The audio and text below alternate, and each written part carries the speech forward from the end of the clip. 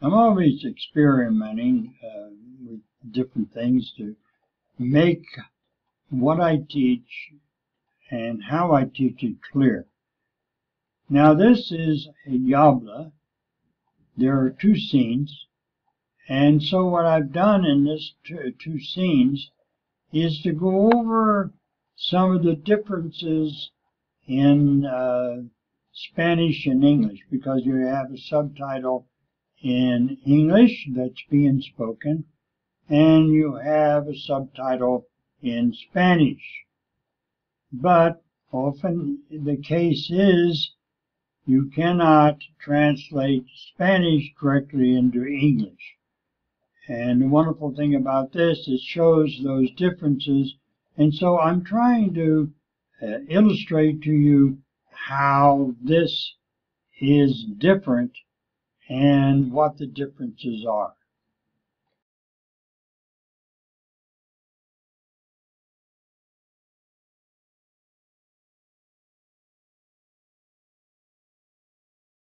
Would you believe Earth sits in the middle of a space-time vortex? Would you believe Earth sits in the middle of a space-time vortex?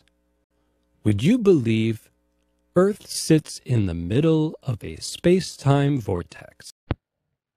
Now, the construction of English sentences and Spanish sentences sometimes can be a bit puzzling. I would advise you to try to understand the English. Many of you are advanced enough to understand it without the Spanish translation. But let me point out some things in this particular video. Now, you do not have what we have here, which is the would. Now, questions in English begin with a question word of some type. In this case, would is a question word. It's sort of imperative in word use and how it's used, especially since there is the question mark here, that this is a question, but we don't indicate that at the beginning of our sentence like you do in Spanish with the question mark upside down at the beginning. You know that that is a question because of that question mark before you even begin to read this. So would is asking a question. Would. Is it possible that you believe? Okay. And so you use this word essentially here, which means you believe, without the would. And then you go on with K, which is usually means that. Would you believe that the earth? That's okay. But as you can see here, would you believe earth? And we could also say in English, would you believe that the earth? We could say it this way, but we don't. We've omitted the that and the article the, and we say, would you believe earth? Okay. Then we come to this word sits. Well, sit is like when you sit in a chair or something like that. We're saying it sits. Or better, you use the word descansar, okay, which could mean many different other things like rest, repose. As you can see, these many definitions here. Okay, we have descansar.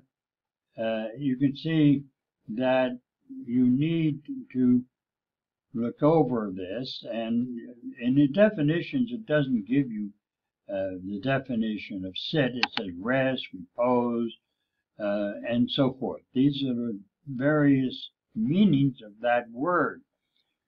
But the word in English is sits. It rests You could say the earth rests.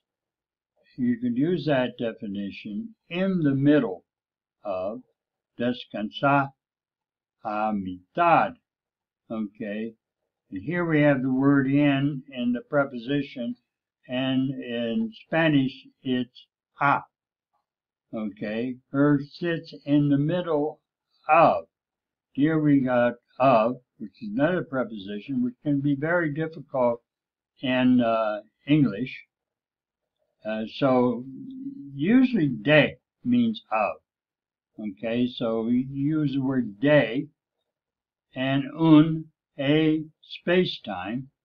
Okay, but you don't come in this order, you come in another order. You more or less vortice espacio-temporal. You begin with vortex, which is okay because it's a vortex is the general term, and space-time is the more specializes or specifies that vortex. In English, of course, we have the noun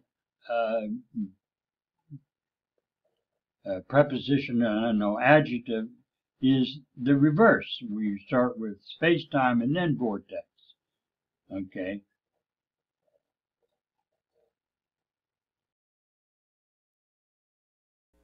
Einstein predicted this almost 100 years ago. Einstein predicted this almost 100 years ago. Here we have Einstein predicted this almost 100 years ago. Okay, here we have the Einstein, of course, the same spelling, and because it is a word in English, and predicted. And we have the Spanish word, esto, this. Here where it's a little more tricky, hace casi 100 años. Well, hace more or less is ago. And you can see that is at the end of the English sentence. And then casi, which is almost, and then 100 años. You got to look out for those different spellings. And as I said before, that you need to really try to understand. You know what this means in Spanish. If not, look up the words. For example, look up the word, this word, click on it, and we can see that we have many different meanings for it, and you have to click on the one that most closely fits in the sentence. Okay, so this is the way it's expressed in Spanish, and this is the way it is in English.